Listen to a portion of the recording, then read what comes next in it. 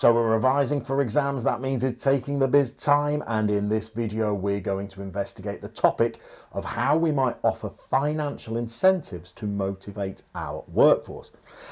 And when we're examining this topic, it might be useful to link it to different motivational theories that we've been studying on our course.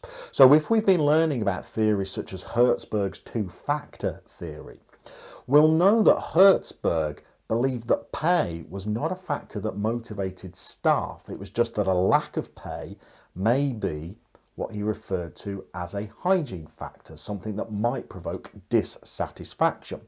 But we'll know that other theorists such as Taylor and the lower levels of Maslow hierarchy were important theories in proposing that financial rewards could increase the output of workers. And if we're going to subscribe to that belief, particularly if we believe in Taylorism or scientific management principles, then developing ways of financially rewarding workers for the productivity they produce is an important element of a successful organisation. So let's have a look at some of the different tools a business might utilise, starting with the idea of trying to stimulate productivity using a system known as Piecework, which is commonly used with manufacturing employees who are producing some form of physical output. And the idea behind Piecework is that in order to stimulate greater levels of productivity, to make workers produce more work in a given time period, we're going to pay them not by the hour, but by the pieces of work that they produce.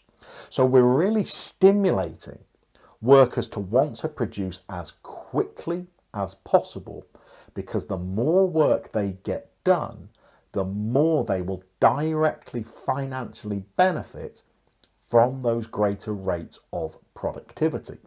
Now that may be good when we have manufacturing workers, but there is a similar system we may be able to use with employees that are part of our sales staff, or may have direct relations with customers that involves selling to them.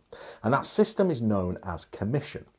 This time we're going to try and stimulate staff to want to sell the business's products by cutting them in on the rewards of those sales. And commission is a system where we reward our workers with a percentage of any sale that they make for the organisation. This time we're making it in the workers' interests to want to sell as many units as possible. So rather than paying them a salary, which they will receive regardless of their sales figures, we're now going to pay them perhaps a basic, quite low salary. And if workers want to earn more and want to be financially rewarded, they do so through the sales they achieve for the organisation. Now, for other staff, we might want to use a system of bonuses in order to financially reward them as well. And we can offer bonuses for different elements of performance. So it might be common with manufacturing workers, if we're not going to use piecework, we might pay them an hourly wage, but offer them output bonuses on top. So if they achieve certain thresholds of output for the organisation, they receive an additional financial reward on top of their basic wage. And so again, we'll be trying to motivate them to stimulate productivity, to strive for that next output threshold so that they are financially rewarded. We may be able to do the same with sales staff. So rather than pay them commission per unit that they sell, we might instead have a staggered or a tiered system of bonuses based on their sales. So as they sell 50 or 100 or 1,000 units for the organisation, they are entitled to the next bonus in their pay scheme. We might also, in some firms, try and offer bonuses as a reward for long service or for loyalty. So in order to try and tie workers to the organisation, to try and lower rates of labour turnover, and to keep our best workers inside the organisation, we may offer bonuses for certain lengths of service, such as 12 months, 3 years, 5 years, or even longer periods of time than that. Another possible financial motivator we might offer our staff is actually to share a percentage of the business's profits amongst the workforce that have contributed to the achievement of that profit figure.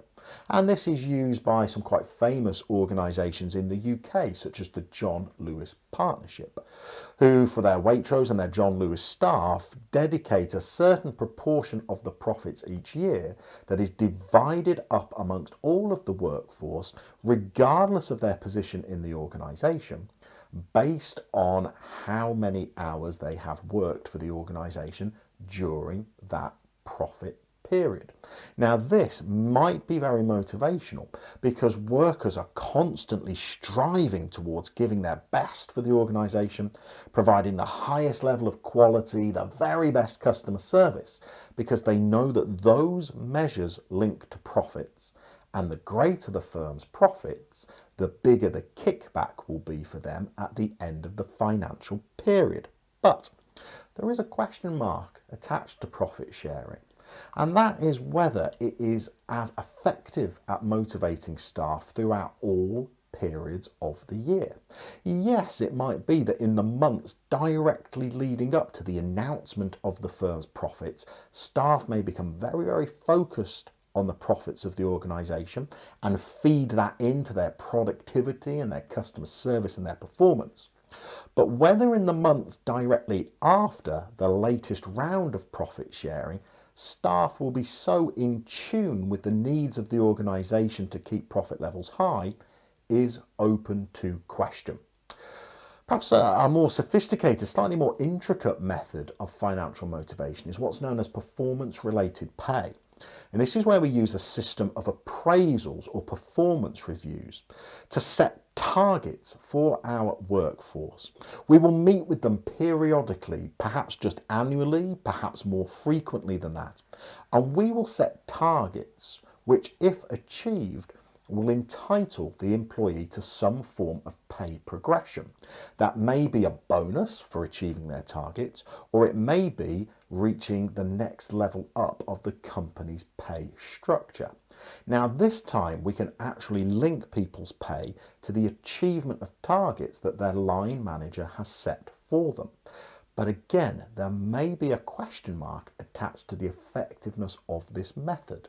And that's whether workers might naturally focus so much on the achievement of the targets laid out in their appraisal because they will financially benefit from achieving those goals that they may neglect other aspects of their job. So as they prioritise what they know they will be financially rewarded for in their end of year appraisal, they may not focus as intently on other aspects of their role.